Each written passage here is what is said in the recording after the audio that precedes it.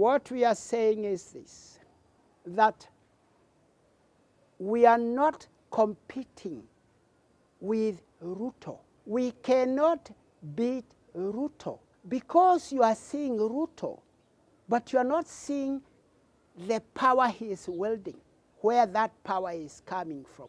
When he came from America, he came with helicopter gunships. The Kikuyu cannot even manufacture a matchbox. This guy is coming with helicopter gunships. His army is having cannons. You cannot go and tell that person, hey, Bwana, what are you doing? You are not humble.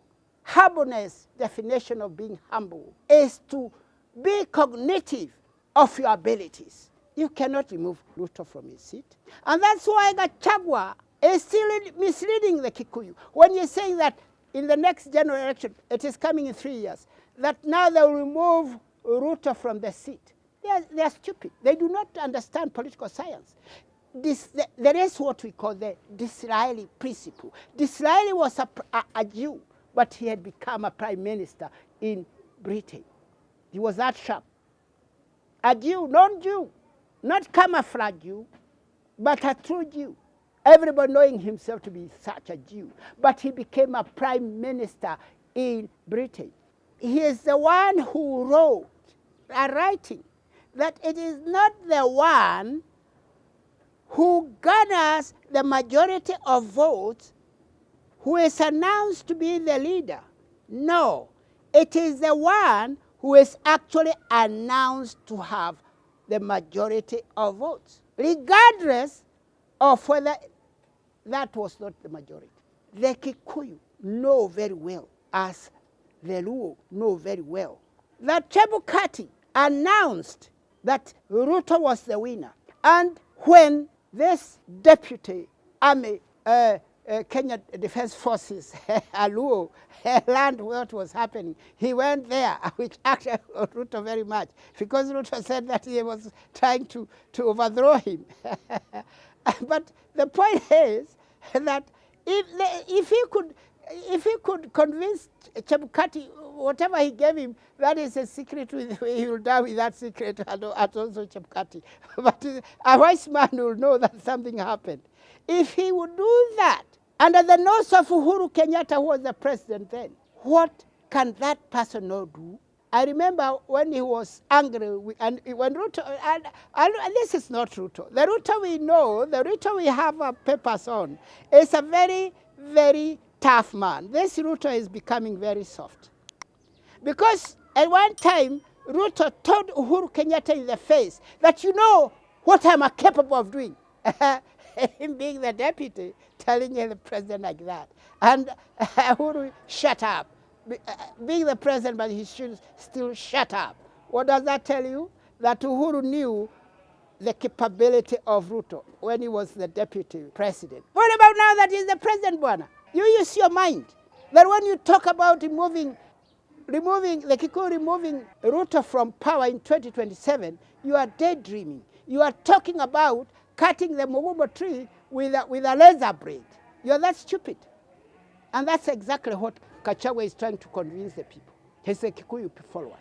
I am saying that I thought Gachagua had done political science, while you taught that Disraeli principle, that it is not the one who garners the majority of votes that wins, it is the one that will be announced, and no wonder, this thing is already on the ground.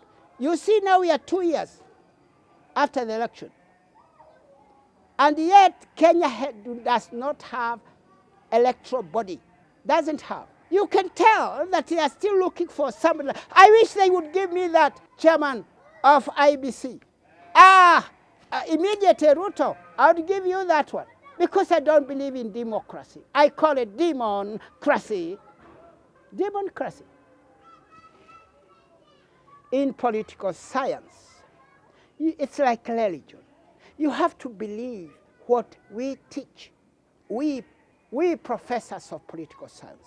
You have to believe it. Because now when you start pitting Ruto against the Kikuyu trying to take votes from him, you are exposing the Kikuyu to the machination of the red man. You're just seeing Ruto. You're not seeing the machination of the red man which Ruto has. And that is a very royal to him military. He's the commander-in-chief. You do not know this. You do not appreciate this. So when you are talking about removing Ruto, you are actually talking about fighting the white man. Because the white man is not because he is white, that's why he is defeating you. It is the product, the instrument of war that he has. That is what God is telling you to be worried about. Don't fight him. Because that wisdom of making an MG16 and giving it to Ruto, then Ruto using it against the Kikuyu. It's the white man border killing you. Ruto does not know how to make a spear. He does not know how to make a spear.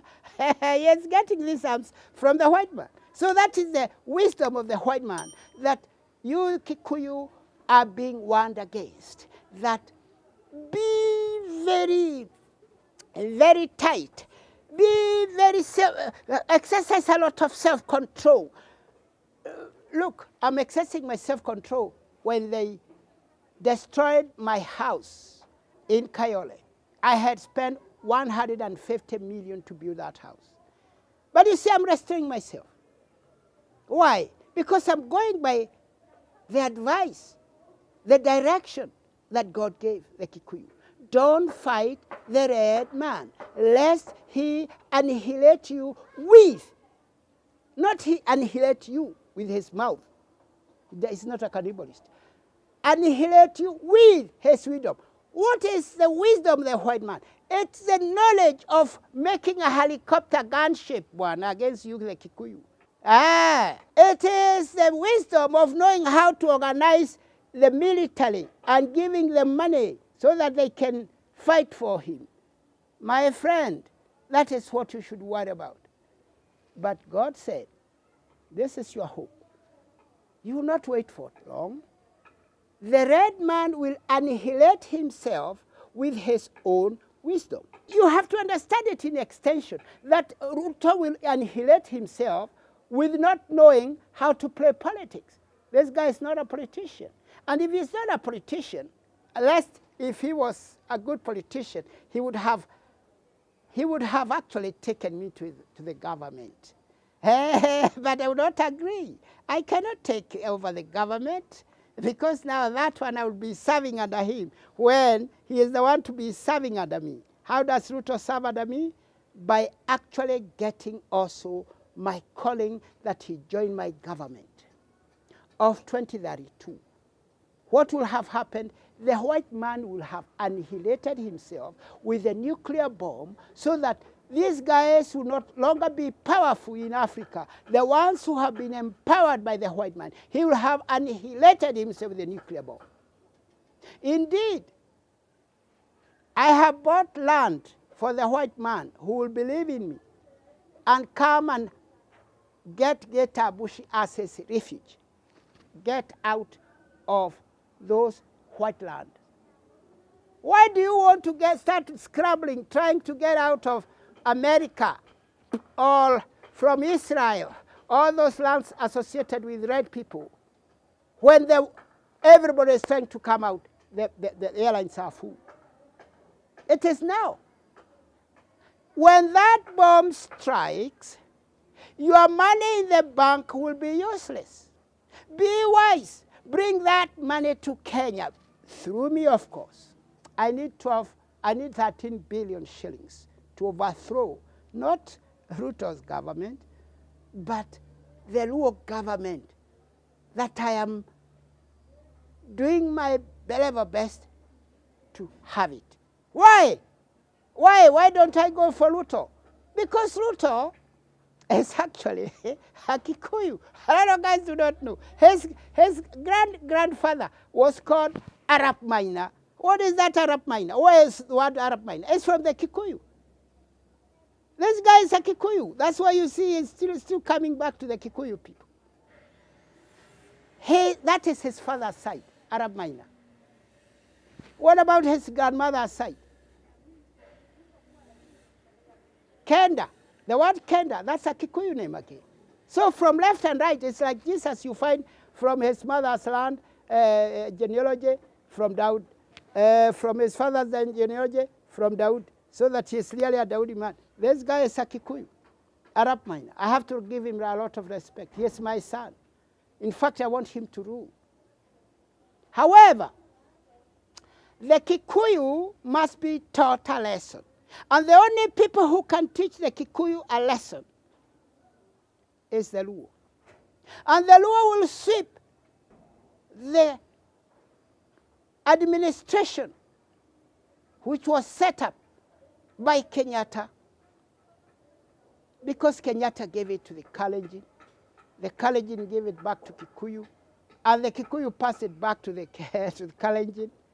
Now, you will see that these two people must be wiped out. And the only thing to wipe that kind of, to dismantle, we use the word to dismantle that administration, is the Luo.